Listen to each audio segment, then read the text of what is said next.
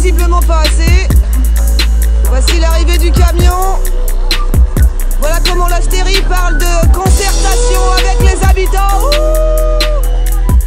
À Palaiseau, on supprime un des rares poumons verts du centre-ville pour y installer le conservatoire à rayonnement intercommunal, le CRI. Selon les riverains regroupés en association, les Amis de la Bourbilière et le collectif des 13 Tilleuls et leur soutien, ce projet pose de nombreux problèmes. Il faut savoir que le quartier de la Bourbilière est un des plus anciens quartiers de Palaiseau avec la rue de Paris. Les maisons qui ont été construites datent d'avant la Révolution.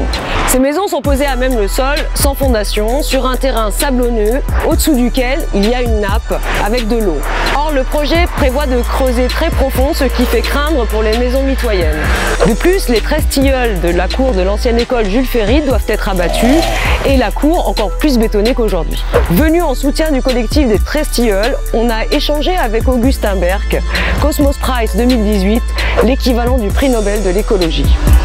Dans un centre-ville, il est important d'avoir justement des symboles de nature, et c'est pas seulement des symboles, c'est aussi des poumons.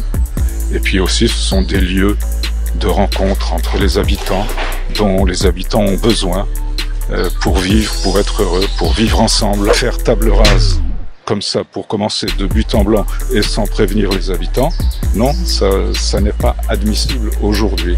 Le maire va remplacer ça par ça. En plus de jouer le rôle d'îlot de fraîcheur, ces arbres stockent en permanence l'équivalent de 25 tonnes d'eau et fonctionnent donc comme de superbes réservoirs. Une vraie station de pompage bien utile, compte tenu de la frénésie bâtisseuse dans le coin et les épisodes d'inondation de plus en plus fréquents. En plus, ces arbres absorbent l'équivalent de l'émission CO2 de 40 voitures par an et dégagent tout autant d'oxygène. Le projet actuel prévoit une entrée par le boulevard de Stalingrad. 1200 élèves sont attendus et la circulation qui va avec sur une artère déjà bien saturée. Les riverains et les Palaisiens ne sont pas opposés à l'installation d'un conservatoire ou d'un lieu culturel, mais ils regrettent une absence totale de concertation.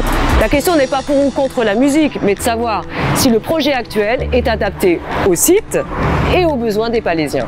Ce lieu est un lieu chargé de souvenirs pour de nombreux Palaisiens. Certains y sont allés à l'école, d'autres y ont créé, travaillé, partagé, rencontré et rêvé à l'ombre des tilleuls.